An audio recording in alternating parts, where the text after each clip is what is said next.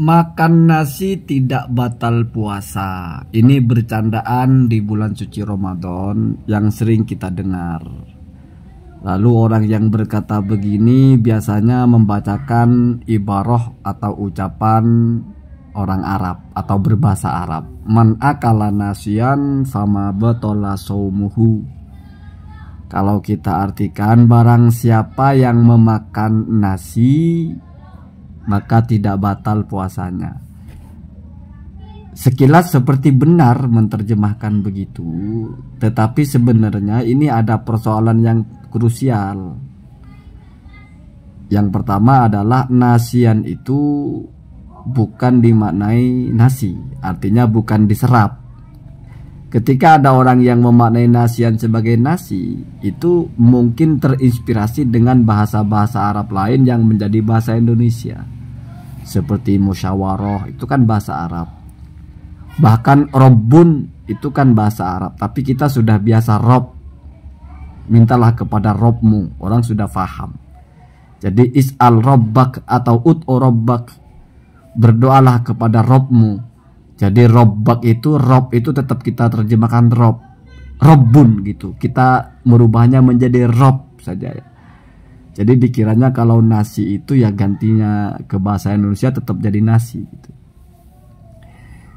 Pun seandainya itu adalah kesalahan memahami, sebetulnya bukan hanya di situ persoalannya, tetapi kesalahan dalam memaknai secara nahwu ya, atau dalam memposisikan tarkib gitu. Jadi kalau man akala nasian ini, nasian itu diartikan nasi, berarti kan objek, artinya benda. Barang siapa yang memakan, berarti materi yang dimakan nasi itu keliru. Karena man akala nasian itu, nasian di sini tidak bicara objek dari apa yang dimakan, tetapi cara dia makannya atau bagaimana keadaan dia makan. Nah, itu namanya hal ya.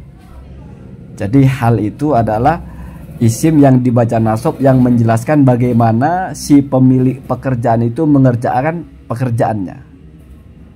Ini sohibul halnya ya. Misalnya orang makan, itu namanya sohibul hal. Orang makan kan mesti dia punya cara. Makannya itu dalam keadaan apalah ya. Gak mesti caranya duduk, jongkok atau apa. Termasuk dalam keadaan apa dia makan, nah, itu namanya cara. Keterangan tentang hal itulah, keterangan prosesinya. Jadi nasian itu keterangan proses atau keterangan cara. Kalau sudah tahu keterangan proses atau keterangan cara, berarti bukan objek yang dimakan. Nah, kalau sudah bukan objek, berarti tidak mungkin itu bermakna materi, yaitu nasi, atau bermakna makanan. Oh, berarti ini cara.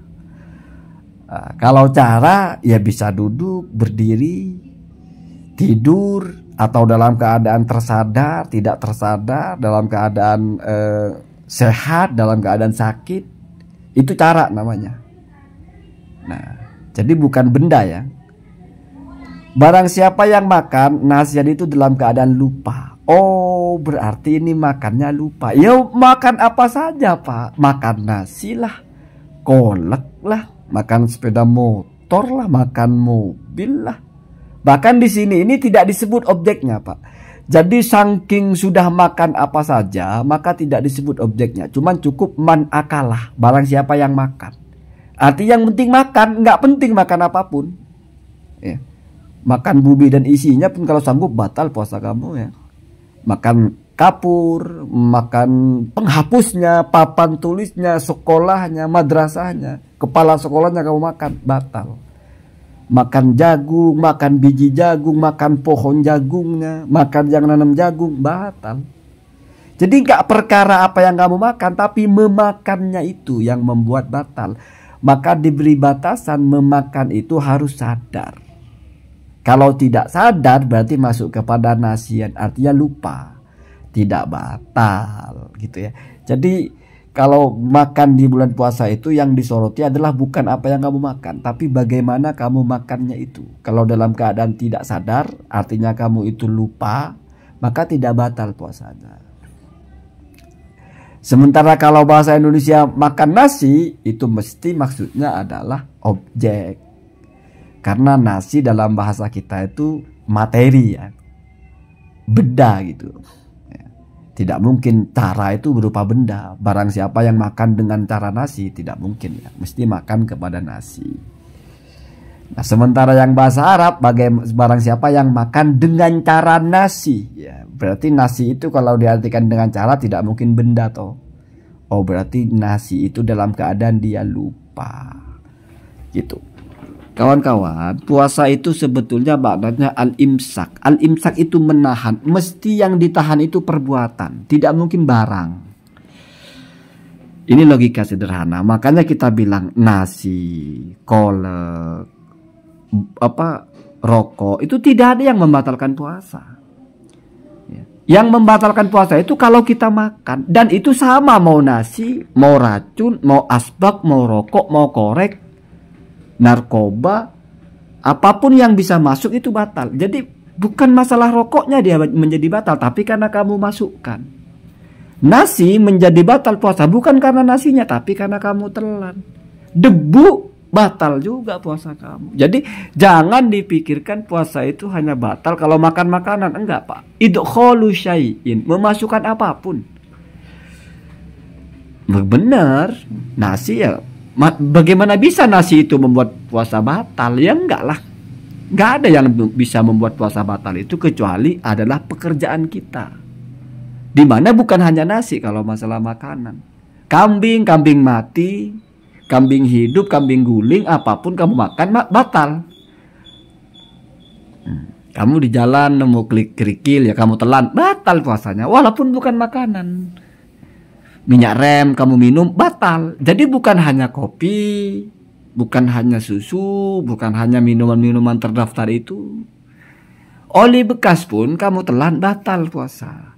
Karena yang dimaksud dengan imsak di sini adalah memakan dan meminum dalam artian memasukkan.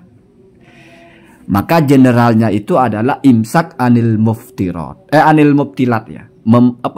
Mencegah dari yang, ya sama muftirat dengan muftilat ya, dari yang membatalkan puasa ya.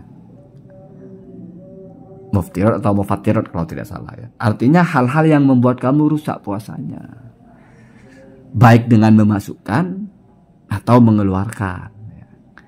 Ya mengeluarkan mungkin salah satunya ada yang sekaligus masuk dan keluar ya, suami istri lah misalnya ya.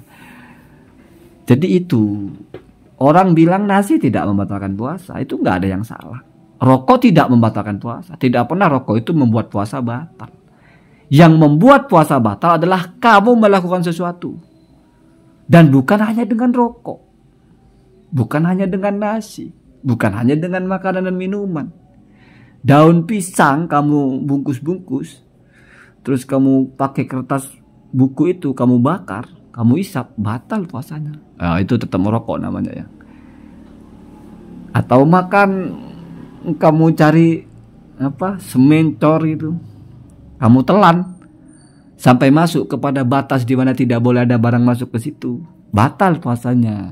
Nah, itu ya. Jadi maksudnya adalah batal puasa itu adalah kegiatan kita memasukkan. Ya, karena biasanya kita kalau memasukkan ke mulut itu makan, maka kita kenalnya makan dan minum. Padahal bukan masalah makan dan minum. Walaupun nggak makan dan minum, artinya tidak dalam pemaknaan makan dan minum. Kan lucu kalau ada orang nelan paku dikatai makan paku, kan enggak. Kamu ya nggak ngerti apa maksudnya. Kamu masukkan paku terus kamu ketelan, batal puasanya. Ya, kenapa? Karena itu juga sudah memasukkan sesuatu. Jadi paku juga membatalkan puasa, Pak. Paku, sepatu, korek, rokok, semua membatalkan puasa kalau kamu telan. Kalau tidak ya enggak, Pak.